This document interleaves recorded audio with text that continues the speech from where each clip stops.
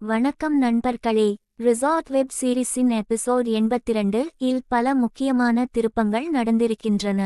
விக்கியின் முழு மாற்றம், வெற்றியின் குடும்பத்தில் ஏற்பட்ட அதிர்ச்சி, நெடுமாறனின் புதிய முடிவு, கடைசியில் வெற்றியின் அப்பாவை பற்றிய பெரிய ரகசியம் என இந்த எபிசோட் உணர்ச்சியும் சஸ்பென்ஸும் நிறைந்ததாக அமைந்துள்ளது. வாங்க, ஆரம்பம் முதல் முடிவு வரை முழுமையாக பார்ப்போம்.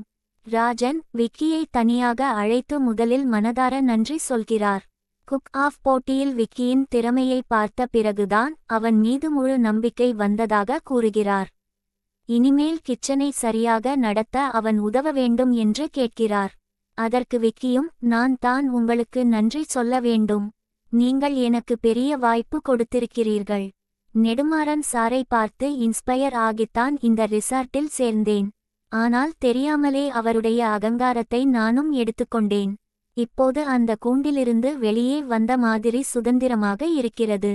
இந்த வாய்ப்பை கண்டிப்பாக நிரூபிப்பேன் என்று உணர்ச்சியாக பேசுகிறார். அதை கேட்ட ராஜன், சில நாட்களில் எல்லா பிரச்சனைகளும் சரியாகிவிடும். உங்கள் மீது இருக்கும் அழுத்தமும் குறையும் என்று நம்பிக்கை கொடுக்கிறார். அதன்பிறகு விக்கி நெடுமாறன் உட்கார்ந்திருந்த நாற்காலியில் அமர்ந்து தனது புதிய வாழ்க்கையை ரசிக்கிறார். அப்போது வேணி வந்து, நீ ஏன் வெளியே போகவில்லை என்று கேட்கிறார். அதற்கு விக்கி, நமக்கே ஒரு கனவு இருக்கு. எனக்கு ரெஸ்டாரண்ட் திறக்கணும், உனக்கு பேக்கரி திறக்கணும். இந்த பதவி அந்த கனவை அடைய உதவும் என்று கூறுகிறார். வேணி மகிழ்ச்சியில் விக்கியின் கையை முத்தமிட முயற்சி செய்யும் நேரத்தில் சரியாக ஷெஃப் சிவா உள்ளே வந்துவிடுகிறார். என்னடா கையை ஸ்மெல் பண்ணிட்டு இருக்க என்று கலாய்க்கிறார். அதே நேரத்தில் ரம்யாவும் வருகிறார். ரம்யா, நேற்று உடம்பு சரியில்லாததால் லீவ் எடுத்தேன். அதற்குள் இவ்வளவு விஷயங்கள் நடந்துவிட்டதே என்று வருத்தப்படுகிறார். விக்கி, உன்னுடைய இன்டர்ன்ஷிப் இன்னும் 10 நாளில் முடிகிறது. நீ இங்கேயே இருந்தால் உனக்கு நிரந்தர வேலை வாங்கித் தருகிறேன் என்று சொல்ல ரம்யா மிகவும் மகிழ்ச்சியடைகிறார். தேர்வு நேரத்தில் மட்டும் லீவ் வேண்டும் என்று கேட்க அதற்கும் விக்கி சம்மதிக்கிறார். அதை பார்த்த சிவா, இந்த வேணி விக்கிக்கு என்ன ட்ரீட்மெண்ட் கொடுத்தாங்கோ தெரியல.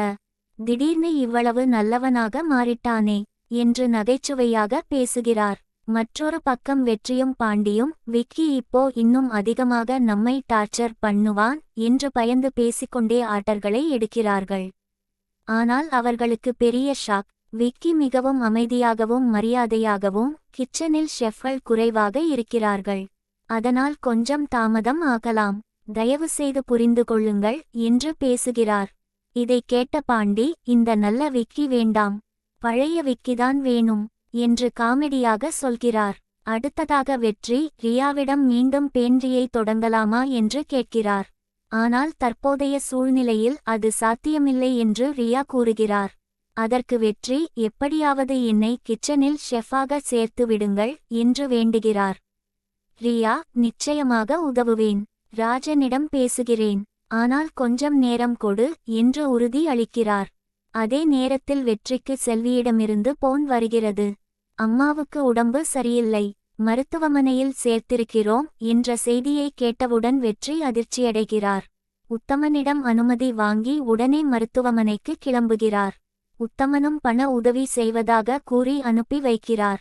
இதற்கிடையில் ஐஷு தனது அப்பாவிடம், ஏன் ரிசார்ட்டை விட்டு வெளியே வந்தீர்கள் என்று கேட்கிறார்.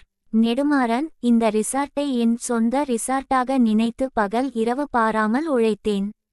ஆனால் ரகுபதி என்னை நம்பவில்லை. அதனால்தான் வெளியே வந்தேன்.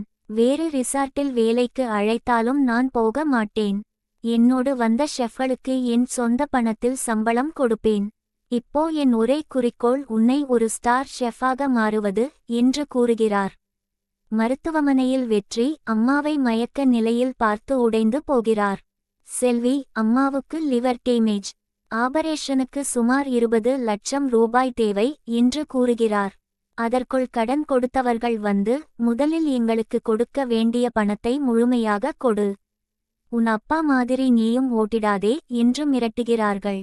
மனவேதனையில் வெற்றி அம்மாவிடம் அழுகிறார். அப்போது வெற்றியின் அம்மா ஒரு பெரிய ரகசியத்தை சொல்கிறார்.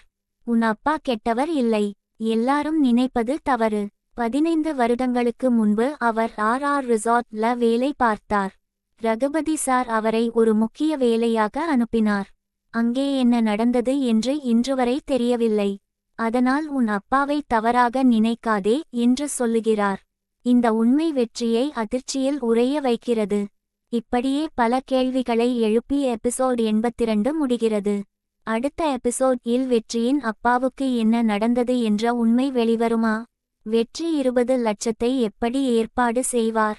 விக்கியின் இந்த நல்ல மாற்றம் தொடருமா என்பதை பார்க்கலாம்.